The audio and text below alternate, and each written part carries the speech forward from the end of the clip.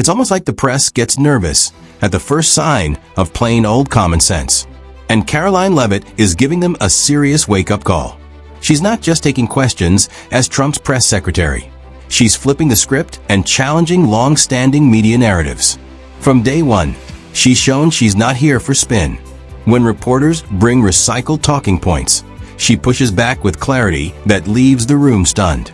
Today, we're diving into her biggest press briefing highlights. And trust me, you'll be hooked from the first exchange to the last. Which White House official made the decision to bar the AP reporter from the Oval Office and the diplomatic reception room last night? Well, first of all, let me just set the record straight. It is a privilege to cover this White House. It's a privilege to be the White House press secretary. And nobody has the right to go into the Oval Office and ask the President of the United States questions. That's an invitation that is given.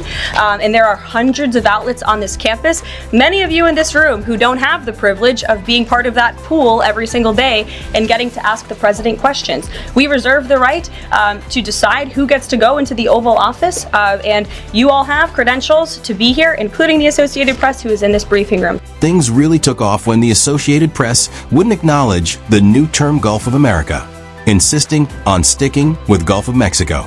Their reasoning? It's been called that for centuries and hasn't been formally recognized by global institutions. A classic example of the media resisting change, even when it becomes a national talking point.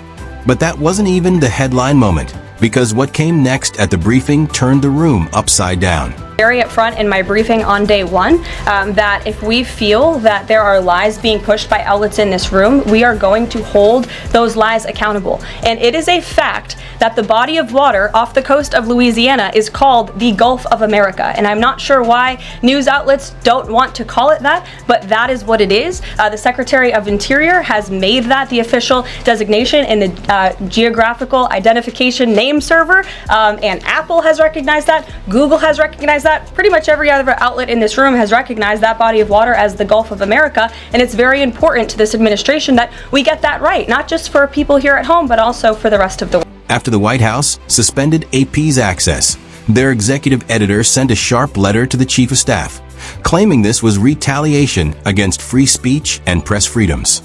But here's the reality: no one is silencing them.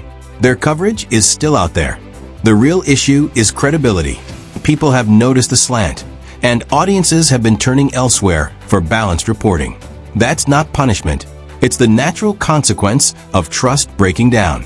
Meanwhile, another reporter asked about the border and seemed completely unaware that crossing illegally is, in fact, against the law. 3,500 arrests ICE has made so far since President Trump came back into office. Can you just tell us the numbers? How many have a criminal record versus those who are just in the country illegally? All of them, because they illegally broke our nation's laws and therefore they are criminals as far as this administration goes. I know the last administration didn't see it that way, so it's a big culture shift in our nation to view someone who breaks our immigration laws as a criminal, but that's exactly what they are. You made the worst first. They all have a criminal record. And welcome to the briefing If they broke our nation's laws, yes, they are criminal. Yes. Thank you. And that's why the numbers matter. Illegal border crossings have dropped by 90% since Trump returned to office, according to outlets like the New York Post.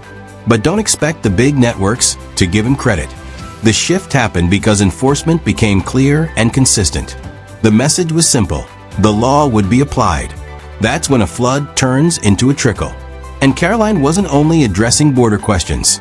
She also pushed back on political grandstanding during the protests that made headlines. May I just point out, if you heard that type of violent, enticing rhetoric from our side of the aisle, from Republican leaders on Capitol Hill, I think there would be a lot more outrage in this room today. It's unacceptable, the comments that have been made by these Democrat leaders, and frankly, they don't even know what they're talking about. Because President Trump was elected with a mandate from the American people to make this government more efficient. He campaigned across this country with Elon Musk, vowing that Elon was going to head up the Department of Government Efficiency, and the two of them, with a great team around them, were going to look at the receipts of this federal government and ensure it's accountable to American taxpayers. That's all that is happening here, and for Democrat officials to incite violence and encourage Americans to take to the streets is incredibly alarming, and they should be held accountable for that. We all saw it, the fiery reactions from certain lawmakers. But here's the thing: if similar comments had been made by conservatives, the outrage would have been off the charts. That's why so many Americans are frustrated with double standards. What's more, most of those lawmakers didn't even talk about the real issue at hand. Instead, they got sidetracked with tech debates and personal feuds. Karoline, though, stayed focused and dropped the real surprise when she called out Politico. So upon coming out here to the briefing room, I was made aware of the funding from USAID to media outlets, including Politico, who I know has a seat in this room. And I can confirm that the more than $8 million taxpayer dollars that have gone to essentially subsidizing subscriptions to Politico on the American taxpayers' dime will no longer be happening. The DOJ team is working on canceling those payments now. Again, this is a whole of government effort to ensure that we are going line by line when it comes to the federal government's book. Here's the truth. Politico didn't directly receive $8.2 million in federal funding, but the money came through pricey subscriptions to its Premium Pro service, which government agencies paid for. Their public statement, "We've never received government funding, subsidies, or grants," was technically correct. But it sidesteps the bigger point. Taxpayer dollars are still being used for those subscriptions. Some reports show a single account costs anywhere from $122 to $15,000 a year. Do the math. Enough government accounts, and suddenly you're talking millions. And while that revelation spread, the briefing room itself was getting so loud reporters could barely ask their questions. A common sense The approach. president said he will work on extending the Abraham Accord. Mr. Whitcomb, the president said he won't speak. Yeah, thank you. Can you direct traffic? Yeah, thanks. Let's act like adults here. They are generously offering their time to answer your questions. You don't need to scream at them like a bunch of school children. Go ahead. Thank you very much. Karoline kept her composure through it all. She ended her first press briefing by delivering clear, pointed comments about the Biden administration, and the moment instantly went viral. It wasn't just a briefing, it was a statement about how this White House plans to handle the media. It is a good question, April. So look, the president, as you know, is incredibly accessible. First day here, he wanted all of you in the Oval Office. You got a 60-minute press conference with the leader of the free world while he was simultaneously signing executive orders. I may add that's pretty impressive. I don't think the previous office holder would be able to pull such a thing off.